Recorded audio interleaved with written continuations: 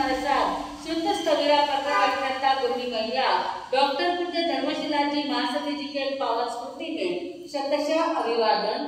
उपस्थित धर्मप्रेमी भाइयों, करुणामूर्ति माताओं तथा बहनों, हमारे जीवन में हमारे कैसे भाव चल रहे हैं, भावों की शुद्धि के लिए हम मेरी भावना के ऊपर विचार कर रहे थे, जिसने राग द्वेष कामादिक जीते। राग द्वेष और काम पांच, उन पांच काम में से एक काम के ऊपर हमने विचार कर लिया। पांच काम सद्यनम रूवेणम गंधेनम रसेनम पासेनम।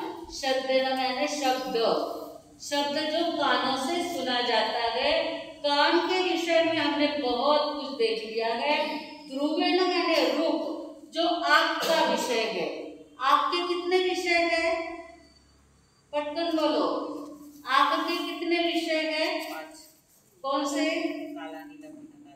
बराबर, काला, नीला, लाल, पीला और सफेद। अपने स्कूल में जाते थे तो कल ही उन्होंने याद कराया मुझे। रंग याद करने के लिए क्या सिखाते थे? ताना पीली पाजा। तांबड़ा, ताना नारंगी, पिवळा, हिरवा, पांढरा, ताना पिली पाजा। तो ये पांच रंग का हमारे आंखों से हम उसको देखते हैं। कहते हैं पांच रंग तो मूल रंग केवल, बाकी ना बीजा बदा मेळवणीथी थाय। ये मूल पांच रंग होते हैं, बाकी के दूसरे तो सब एक दूसरे में मिला करके कलर बनते हैं। उस कलर का भी बहुत ज्यादा महत्व है। और वो जो आंखों का विषय है, कलर का विषय आंखों का विषय है। जब हमारी बहनें साड़ियाँ खरीदने के लिए जाती है तो कितने कलर देखती है, उसको पसंद करने के लिए कितना टाइम लगा देते हैं। उसमें आपको राग द्वेष होता है कि नहीं होता है? यो रंग पे चोको नहीं है, यो रंग चाहिए। किसी ने आपको राखी पर गिफ्ट दे दी या आपके भाई ने ही किसी ने साड़ी दी, तो भाई को भी गलत बोलने के लिए डरेंगे नहीं। कहीं साड़ी दी है, कहीं रंग है, वो कहने की हिसाब नहीं आता कि एक चीज तो ये कलर के कारण भी राग द्वेष उत्पन्न होते हैं। कलर थेरेपी के ऊपर आजकल बहुत कुछ चल रहा है। जैसे हम लोग अभी बिहार में थे ना, छोटे भाई मास्टर साथ में थे, तो कुछ कारण से नींद वगैरह नहीं आती थी रात को, तो तुरंत कहते इस दर्शना पूरा हाथ में कलर लगाए थे, मुझे उन्हें पटकन नींद आ जाएगा। तो कलर थेरेपी भी आज बीमारी को अच्छा करने के लिए भी कलर थेरेपी होती है। एक प्रदेश में बहुत बड़ा पुल था, ब्रिज था। उस ब्रिज पर इतने एक्सीडेंट होते थे, तो जो निष्णात वैज्ञानिक थे उनको पूछा गया, जिन्होंने कलर थेरेपी पे बहुत अभ्यास किया हुआ था, उनको पूछा गया कि ये एक्सीडेंट को रोकने के लिए क्या करना चाहिए। उन्होंने कहा ये पूरे ब्रिज के ऊपर जगह जगह पे केसरी कलर लगा दो, और कहते हैं केसरी कलर के पट्टे लगा दिए तो उस ब्रिज के ऊपर 90% अपघात होने कम हो गए। ऐसा कलर का है कि अभी रास्ते में विहार करते हैं, तो विहार के वक्त जो विहार ग्रुप के लोग होते हैं ना, बम्बई में विशेष करके सभी बिहार ग्रुप के लोगों के लिए केसरी कलर के वो कोटी जैसे जैकेट जैसा दिया हुआ है। जब विहार करते हैं वो केसरी कलर का जैकेट पहन लेना। झाड़ू वालों को भी आपने बहुत बार देखा होगा, जो रास्ते के ऊपर, ये तो छोटा गांव है, ज्यादा एक्सीडेंट का कोई प्रॉब्लम नहीं आता है, पर बम्बई जैसे में इतनी ट्रैफिक रहती है, उसमें झाड़ू वाले सफाई करते हैं, तो उन लोगों के लिए भी केसरी वो जैकेट का रहता है, पहनाया जाता है, जिस कारण से गाड़ी वाले को दूर से ही नजर आए। तो ये कलर का विज्ञान जैसे शारीरिक स्वास्थ्य के लिए है, उसी प्रकार एक्सीडेंट ना हुए उसके लिए भी है, और हमारे अंदर के भावों के लिए भी है। हमारे लेशा का क्या है, कलर ही है ना। लेशा में क्या बताया गया है, मैंने उस दिन सभी बहनों को कहा था कि आज दोपहर में आपको लेशा के ऊपर सिखाया जाएगा, पर राखी रो रंग देखता देखता लेशा रो रंग देखकर कौन आ गया है, आई थी बहने, लेकिन राखी का रंग में घनी रंग भी होती देना। तो राखी के रंग के भी कलर का भी विज्ञान होता है, जैसे किसको कौन सा कलर अच्छा लगता है उस पर के उसके भाव भी नजर आ जाते हैं। तो कृष्ण ने ये जो आप प्रतिक्रमण करते हैं उसी में बताया गया है कि नलेसा, नीलेसा, काउलेसा, तेवलेसा, ओमलेसा, शुक्लेसा। काला जो कलर है वो कृष्ण लेशा का होता है और उसमें भाव बताए गए हैं।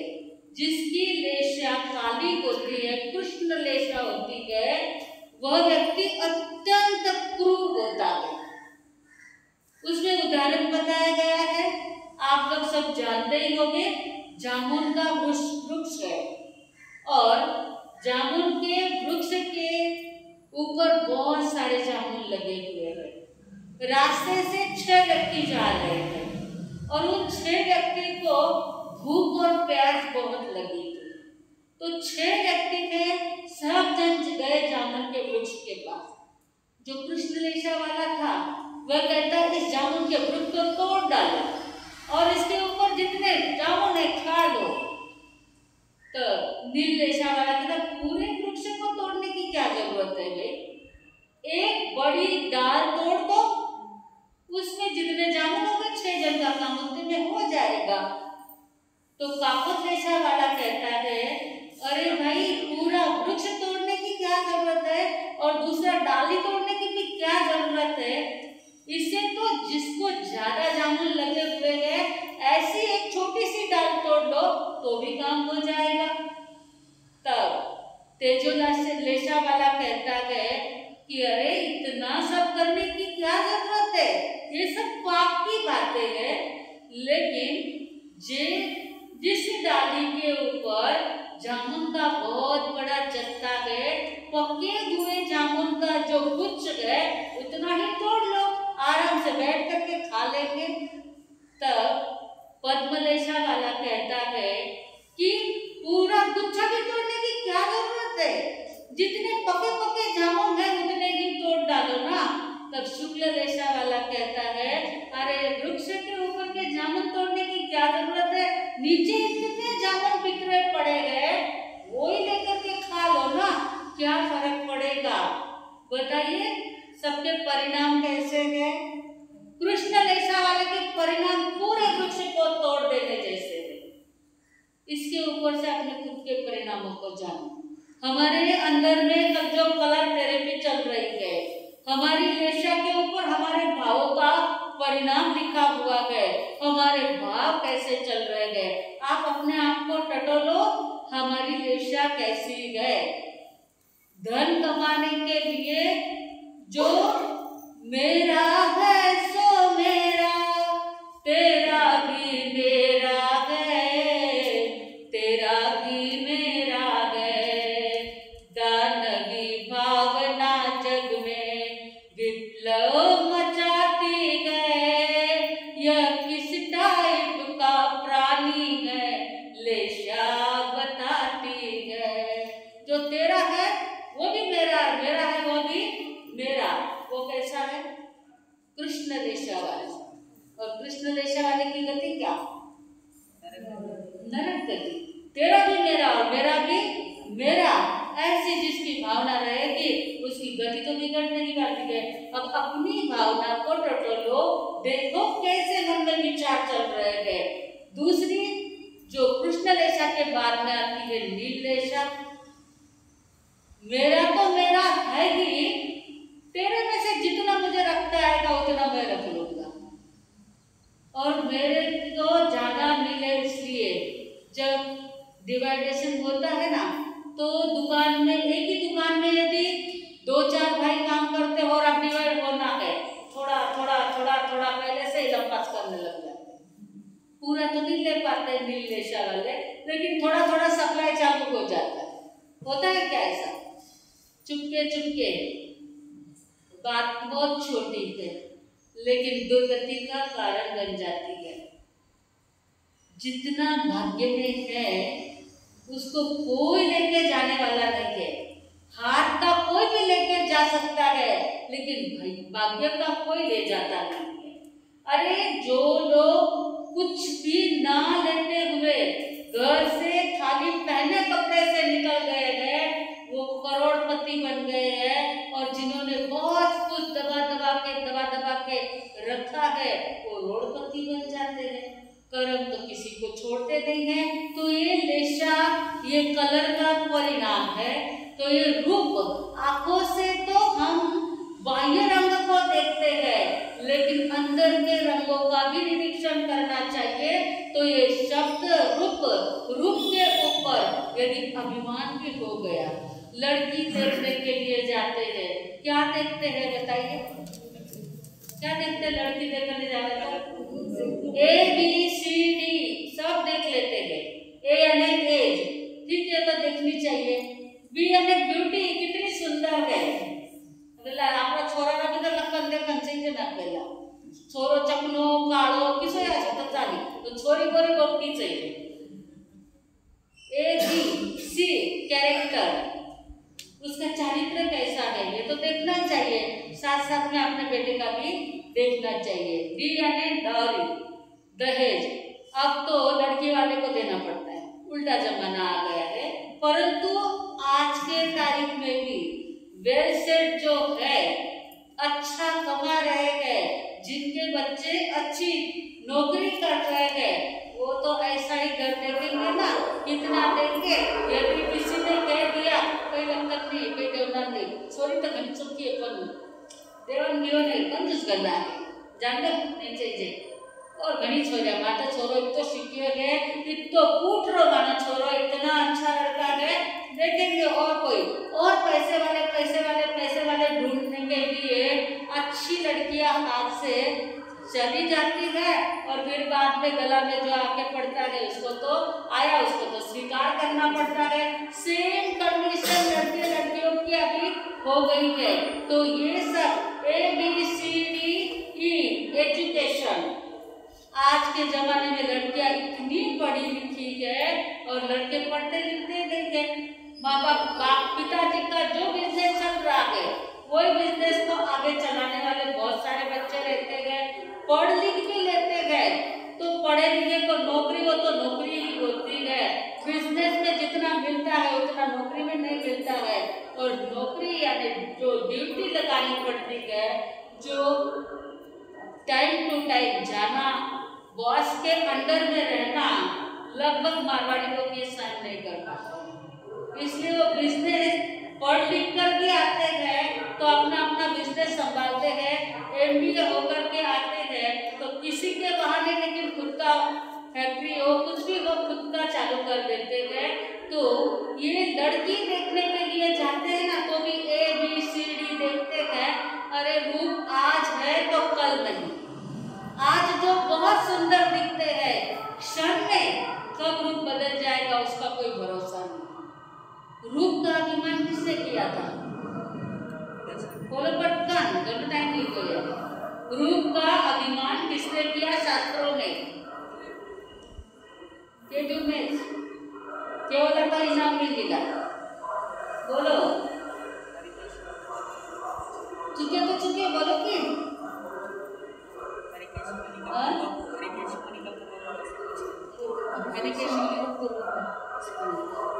सनत कुमार चक्रवर्ती 6 खंड के अधिपति, और उनके रूप की प्रशंसा देवलोक में हो रही थी। देवलोक के देवता इंद्र की सभा में, सौंदर्य की सभा में सनत कुमार चक्रवर्ती के रूप की प्रशंसा चल रही थी। देवलोक के देवताओं को बड़ी ईर्ष्या होती है। वो विचार करते हैं, हम इतने सुंदर, हम देवलोक के देवता, और एक हाड़ मांस का बना हुआ मनुष्य, उसके रूप की प्रशंसा हो रही है।